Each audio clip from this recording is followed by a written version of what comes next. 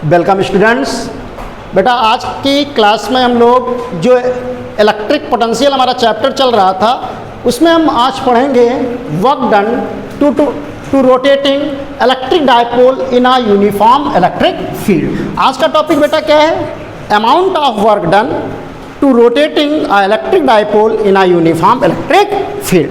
तो इसको कैसे करना है, इसको प्रोसीड करते हैं। तो देखो स्टूडेंट्स, हम ये मानते हैं कि ये हमारा एक इलेक्ट्रिक फील्ड का रीजन है जिसमें ये जो एरो साइन है, एरो का सिंबल दिखाई दे रहा है, that is the direction of electric field. That is the direction of electric field. ये क्या है? Direction of electric field.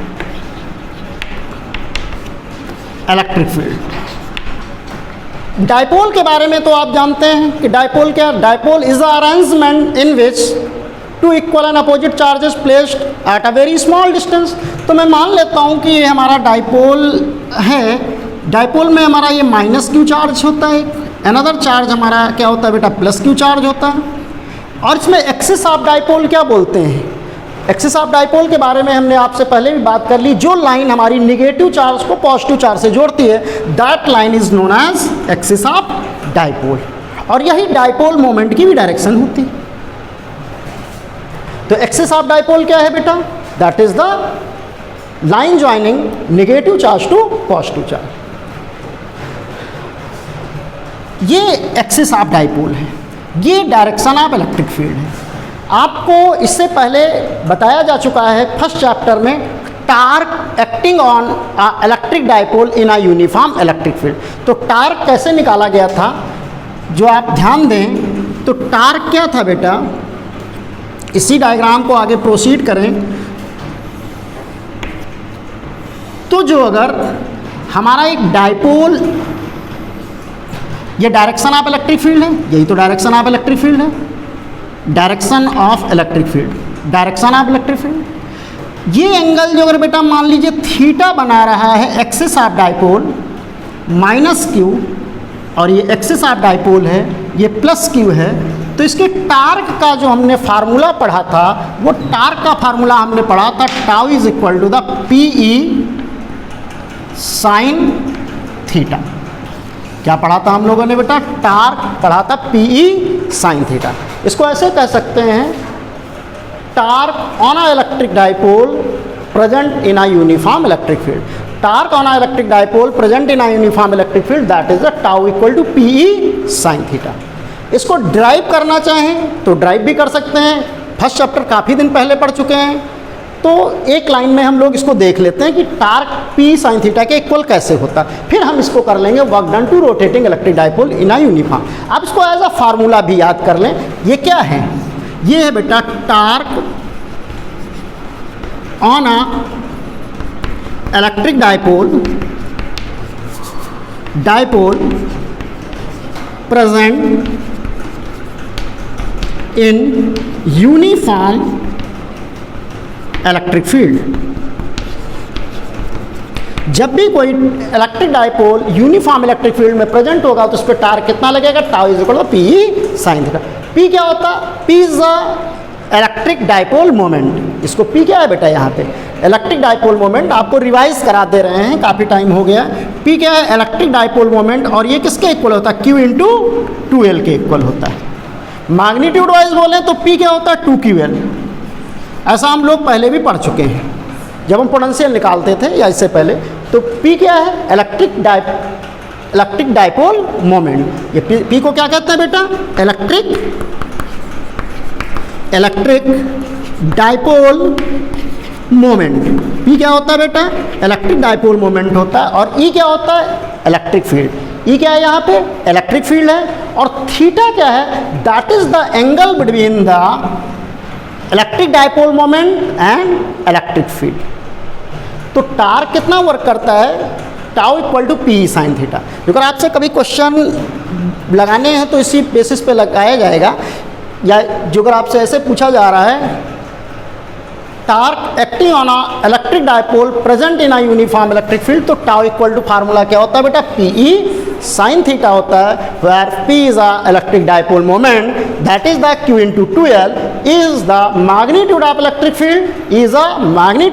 field and theta is the angle between axis of dipole and direction of electric field. Theta किसके बीच का angle है? आप यहाँ पे देख पा रहे हैं, तो थीटा किसके बीच का एंगल है बेटा?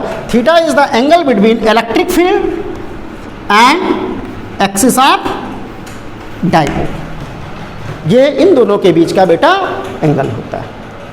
तो पहले इस फार्मूले को मैं फिर से एक बार बोलता हूँ, इसको लर्न करिए.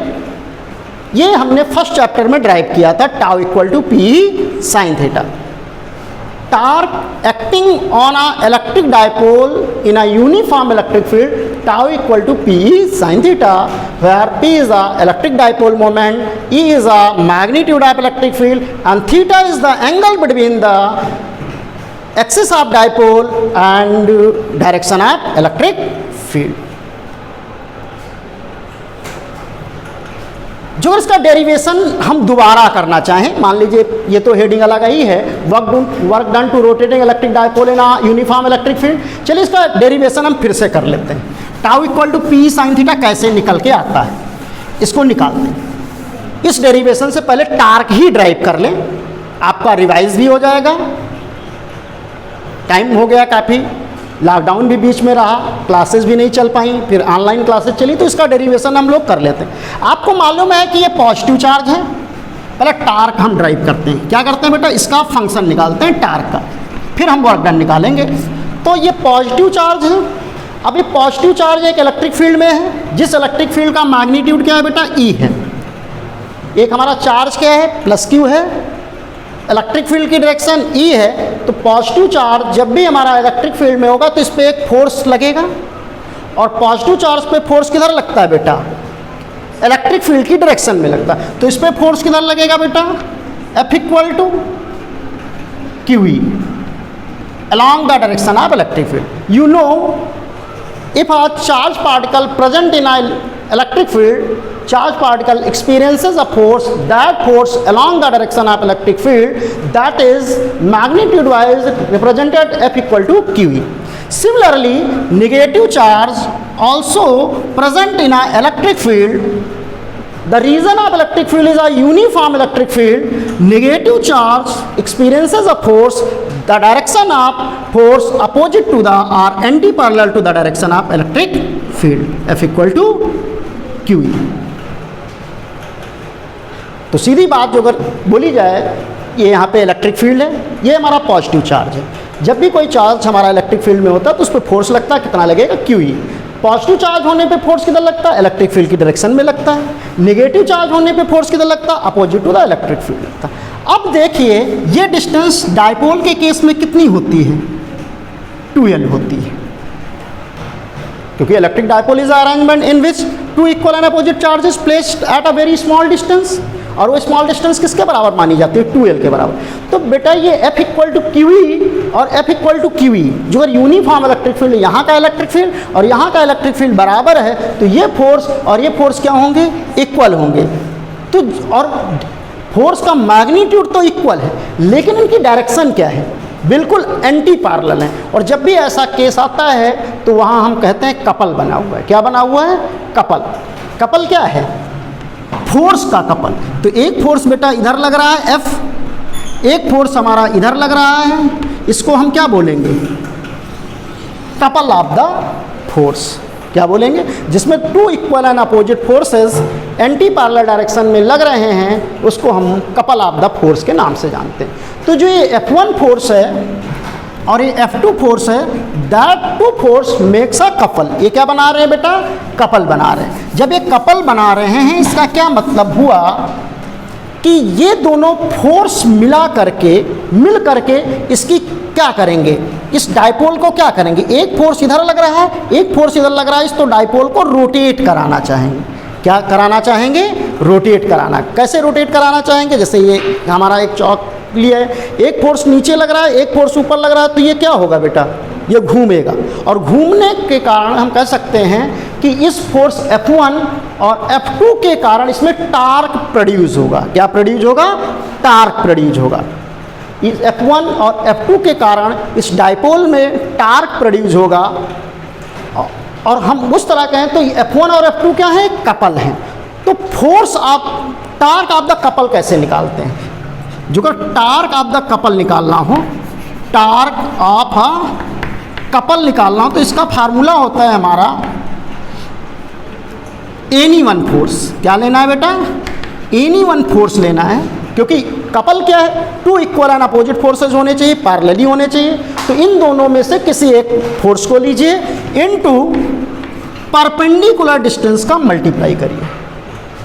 टार्क आप कपल निकालने के लिए क्या करते हैं बेटा, जो कपल बन रहा है F1 और F2 एक कपल बन रहा है, इन दोनों फोर्सेस में से कोई एक फोर्स ले लीजिए और इनके perpendicular distance axis of rotation से उसका मल्टीप्लाई कर दीजिए। तो अब हम जो अगर इसका टार्क निकालें तो एनी वन फोर्स किसको ले लें, चाहे इसको ले लो और चाहे इसको ले लो। तो चलो हम इस वाले फोर्स को लेते हैं QE को। तो ये फोर्स कितना हो जाएगा बेटा, QE into perpendicular distance from axis of rotation. अब परपेंडिकुलर डिस्टेंस क्या होगी, इसको एक्सटेंड करेंगे, यही तो परपेंडिकुलर डिस्टेंस होगी, यही तो परपेंडिकुलर डिस्टेंस होगी, or perpendicular axis of rotation से, इसी से ऐसे ही तो घूमेगा। अब आर परपेंडिकुलर निकालें तो ये डिस्टेंस कितनी है बेटा, 2l। ये एंगल कितना है, थीटा। इस थीटा के सामने क्या है हमारा, परपेंडिकुलर। ये क्या है, हाइपोटेनियस। तो आर परपेंडिकुलर और हाइपोटेनियस कितना लिखेंगे, 2l।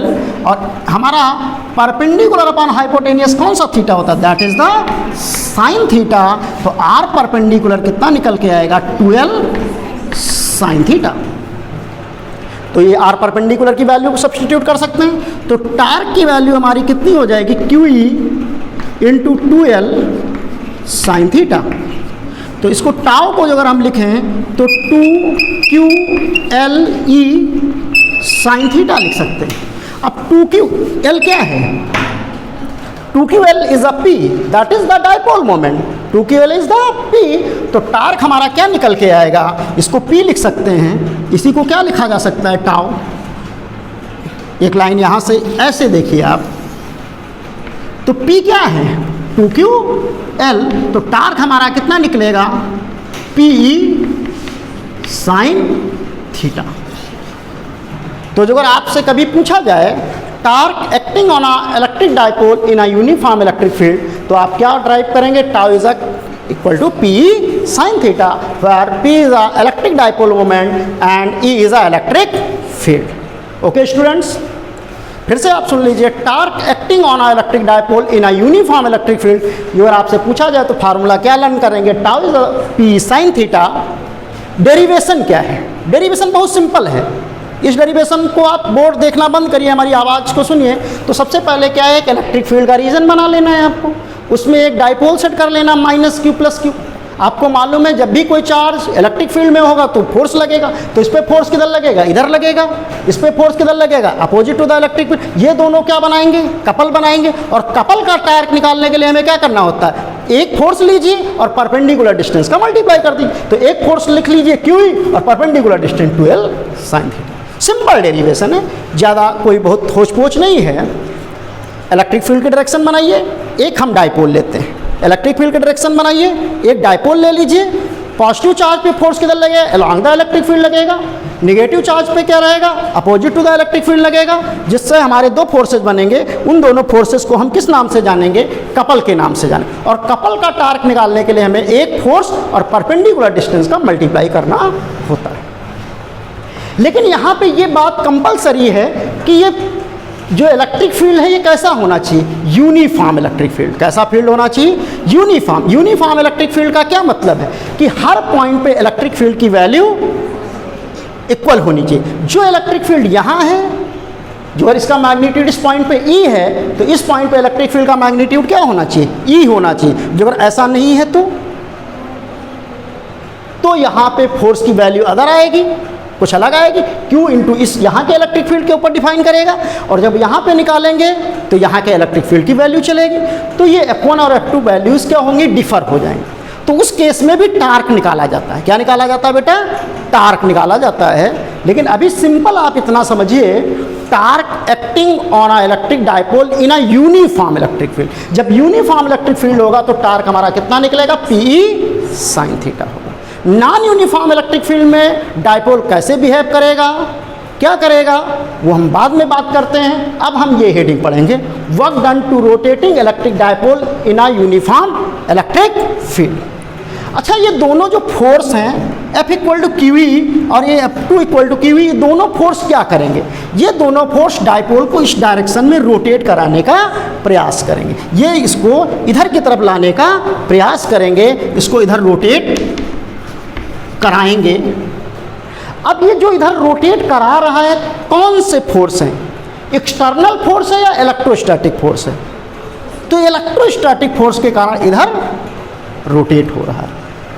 ये समझ आ गई बात। अब हम इसको रफ करते हैं और मेन हेडिंग की तरफ जाते हैं, जो आज की ये बेटा हमने फर्स्ट चैप्टर में ड्राइव कराया था, लेकिन मैंने आप फिर से बता दिया है, आप इसको दोबारा करके देखिए।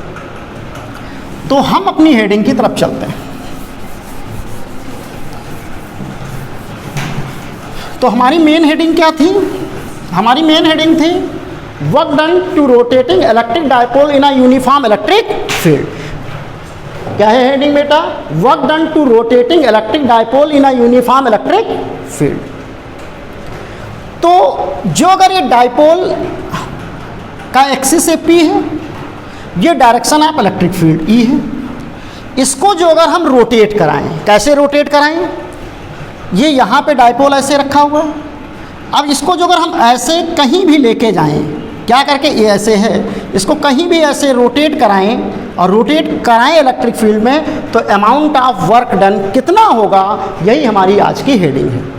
क्या हेडिंग है, work done to rotating electric dipole in a uniform electric field. तो मान लो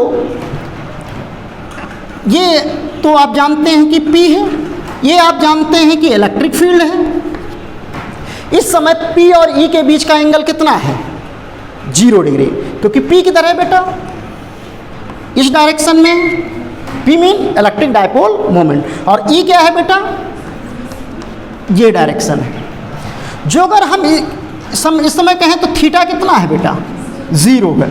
E तो आपका ये फिक्स है, जो अगर यूनिफॉर्म इलेक्ट्रिक फील्ड है। अब P की डायरेक्शन चेंज होती चली जाए, क्या होती चली जाए, जो अगर कभी ये इधर पहुंच जाए, मान लीजिए P किधर पहुंच गया, इस डायरेक्शन में पहुंच गया, इसका मतलब हुआ कि डायपोल इस जगह से जो अगर इसकी ओरिएंटेशन ये चेंज करके यहाँ पे पहुंच जाए, तो ये माइनस क्यू तो रहेगा ही, प्लस क्यू कहाँ पहुंच जाएगा बेटा, इस पोजीशन पे। और P की डायरेक्शन किधर होती है, negative charge to positive charge होगी।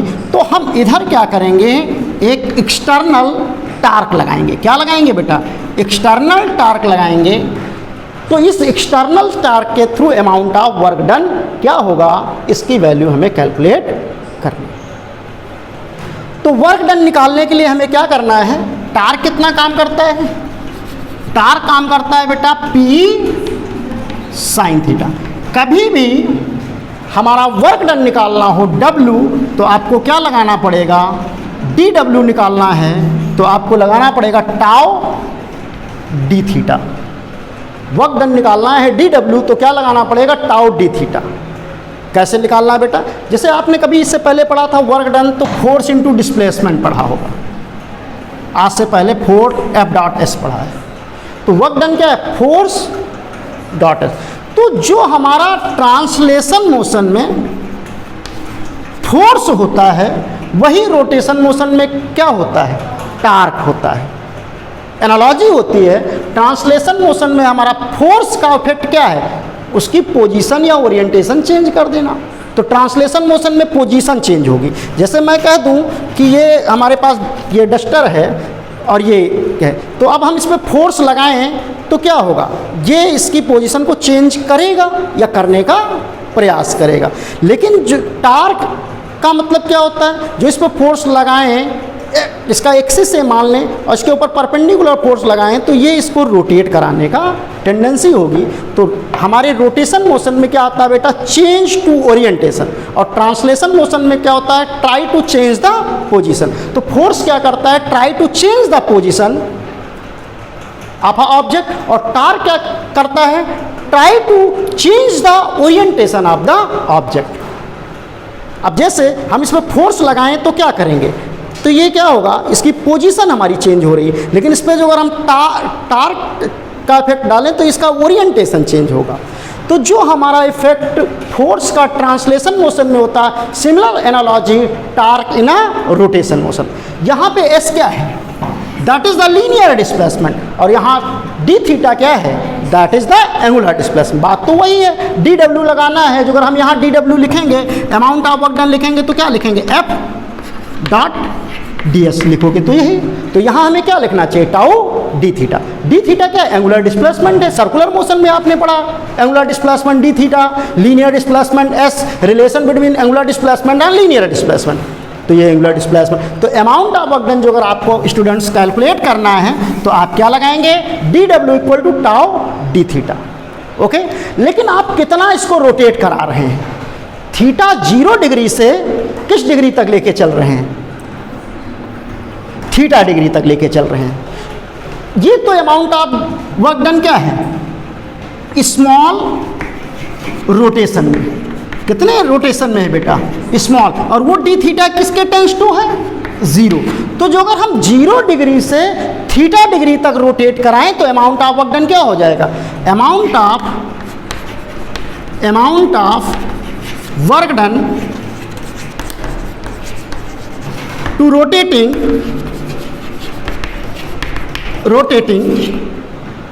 0 डिग्री टू थीटा डिग्री। तो हमें क्या करना चाहिए, इंटीग्रेशन कर लेना चाहिए सिंपल। तो डी डब्ल्यू लिखेंगे तो क्या लिखेंगे बेटा, tau D theta 0 degree to theta degree. और टाउ की वैल्यू क्या होती है, पी साइन थीटा। टाउ की वैल्यू क्या होती है स्टूडेंट, पी। टार्क कितना एक करता है इलेक्ट्रिक डाइपोल में, इलेक्ट्रिक फील्ड में, पी साइन थीटा। तो टाउ की वैल्यू अगर हम पुट करें तो डी डब्ल्यू क्या हो जाएगा, डब्ल्यू हो जाएगा स्टूडेंट, और टाउ की वैल्यू क्या होगी, P sine theta D theta 0 to theta. तो W हमारा क्या हो जाएगा, P तो हमारा कांस्टेंट है, साइन थीटा का इंटीग्रेशन क्या होता है, माइनस का कॉस थीटा। साइन थीटा का इंटीग्रेशन क्या होता है, माइनस का कॉस थीटा। तो यहाँ माइनस बाहर लगा लें, कॉस थीटा लिख लें, और लिमिट लगाएं 0 टू थीटा डिग्री।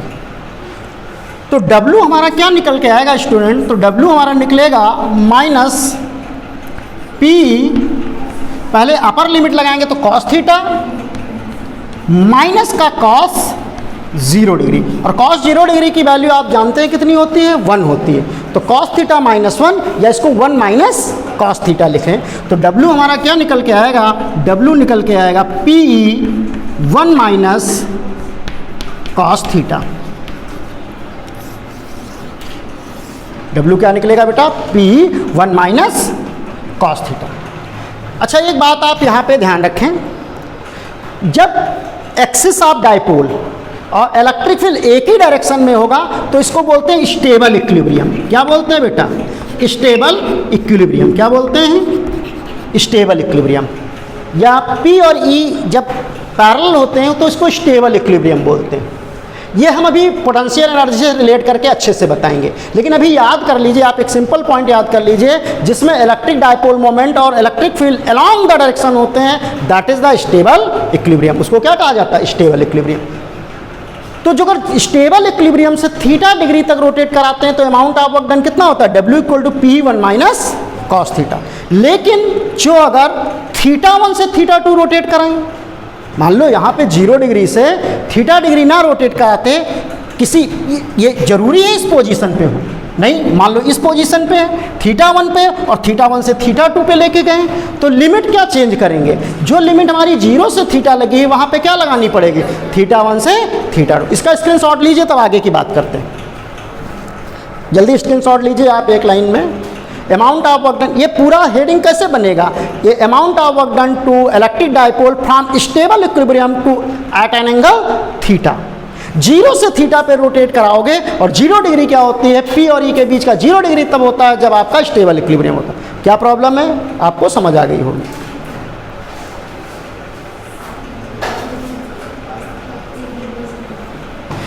पी देखो बेटा कास थीटा है, पहले थीटा की जगह कौन सा लिखेंगे अपर लिमिट, तो कास थीटा माइनस लगाएंगे, थीटा की जगह जीरो लिखेंगे कॉस जीरो, और कॉस जीरो की वैल्यू 1 होती है तो कॉस थीटा -1 होगा, लेकिन माइनस पहले ऑलरेडी लगा है तो इसलिए 1 माइनस कॉस थीटा लिख लेंगे।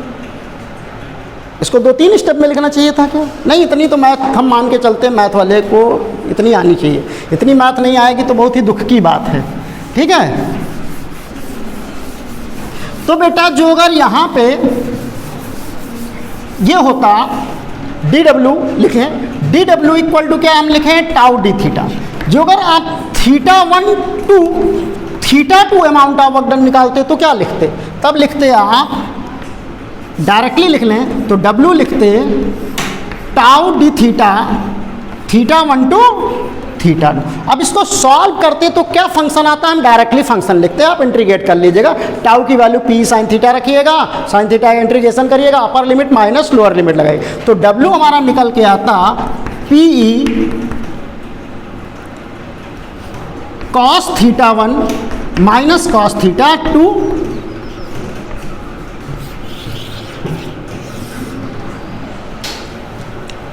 एक क्वेश्चन लिखिए स्टूडेंट्स, इसी से रिलेटेड एक क्वेश्चन करा लेते हैं हम, फिर हम पोटेंशियल एनर्जी पढ़ाते हैं आपको।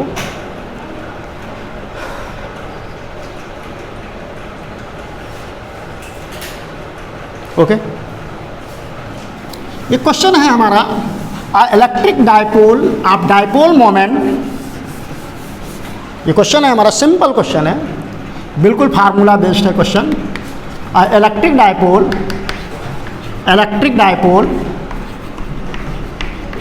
आप dipole moment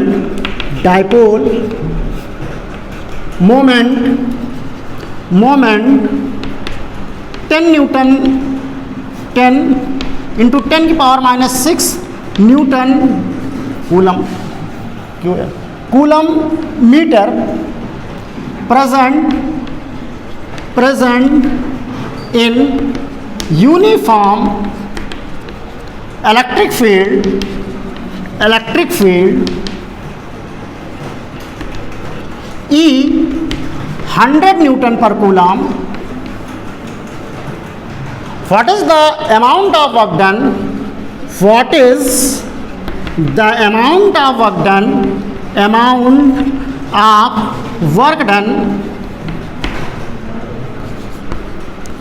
to rotating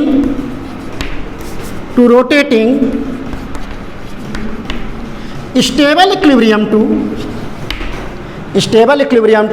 60 degree, stable equilibrium to 60 degree from direction of electric field। Simple है, स्टेबल इक्विलिब्रियम में हमने ड्राइव किया है बेटा, क्या किया है, W equal to P 1 minus cos theta. Stable equilibrium तो जब जीरो से घुमा देते हैं वही तो स्टेबल इक्विलिब्रियम होता है, जीरो से 1 माइनस कॉस थीटा, तो वही तो क्वेश्चन है। इलेक्ट्रिक डायपोल जिसका हमारा डायपोल मोमेंट ये दिया है P, क्या दिया हुआ है बेटा, स्टेबल इक्विलिब्रियम से जब हम रोटेट कराएंगे तो अमाउंट ऑफ वर्क डन क्या होगा, स्टेबल इक्विलिब्रियम से जब रोटेट कराएंगे तो अमाउंट ऑफ वर्क डन कितना होता है, स्टेबल इक्विलिब्रियम से जब रोटेट कराया जाता है तो amount of work done W क्या होता है, स्टेबल इक्विलिब्रियम मतलब θ1 0 डिग्री टू θ2 यही तो स्टेबल इक्विलिब्रियम है। तो इस केस में W हम लिखते हैं P 1 माइनस कॉस थीटा। अब P क्या है, that is the electric dipole moment, वो वैल्यू कितनी दी हुई है हमें 10 इंटू 10 पावर -6, तो W हम लिखेंगे 10 इंटू 10 की पावर -6, और इलेक्ट्रिक फील्ड हमारा कितना बेटा प्रोवाइड है, दैट इज द 100 न्यूटन पर कूलम, और ये हम लिखेंगे 1 माइनस कॉस 61/2, और इसकी यूनिट होती है न्यूटन इंटू वर्क डन है तो किस में होगी, जूल में होगी, वर्क डन की यूनिट तो जूल होती है। ये स्टूडेंट आपको समझ आ गया। स्टेबल इक्विलिब्रियम का क्या मतलब है, जब हमारा एक्सिस ऑफ डायपोल, ये फर्स्ट चैप्टर में बताया गया है, मैंने बताया था behaviour of electric dipole in 3 different region, uniform electric field में, स्टेबल इक्विलिब्रियम में, अनस्टेबल इक्विलिब्रियम में, न्यूट्रल इक्विलिब्रियम में, ऐसे डिफरेंट केसेस पढ़ाए गए थे, लेकिन टाइम काफ़ी हो गया, आपको भूल गया था, इसीलिए मैंने सबसे पहले टार्क ड्राइव किया है। मैं चाहता तो P sin थीटा को डायरेक्ट बढ़ा लेता, मैंने टार्क ड्राइव कर लिया है कि कपल बनता है, फिर वो फोर्स से टार्क निकालने के लिए N1 force into perpendicular distance से हम tau equal to P sine theta का डेरिवेशन किए, फिर अमाउंट ऑफ वर्क डन निकालें।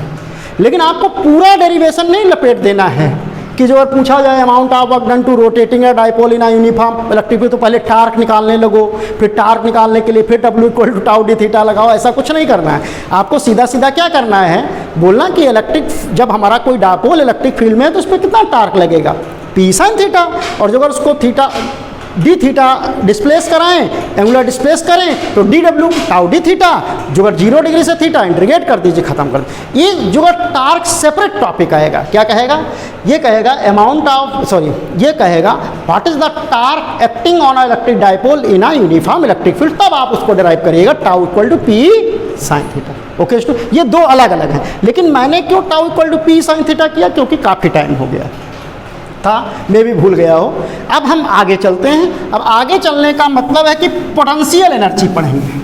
हेडिंग डालिए, potential energy of a electric dipole in a uniform electric field.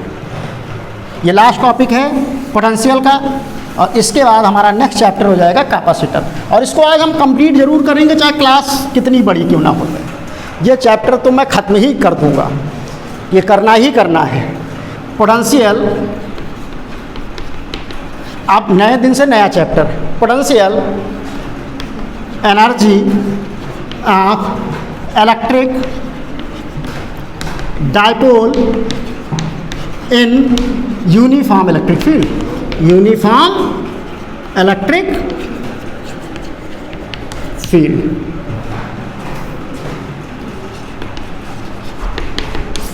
ये हमारा हेडिंग है, क्या है, potential energy of electric dipole in a uniform electric field.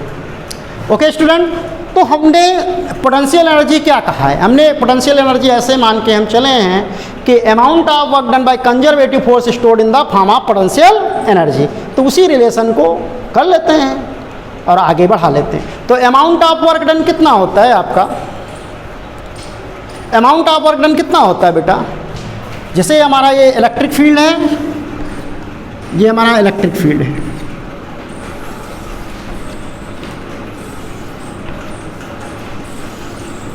Electric field है,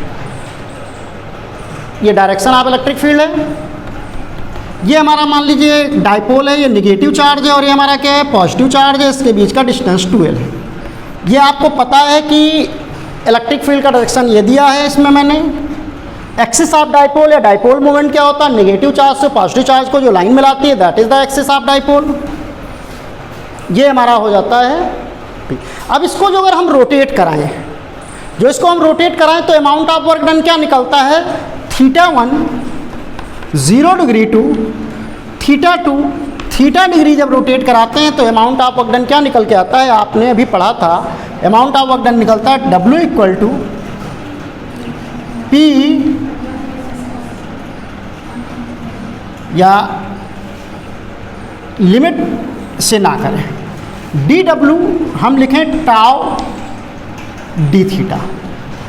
ये ऐसे कहें कि amount of work done, amount of work done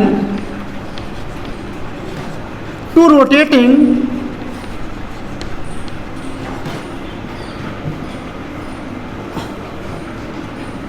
small angular displacement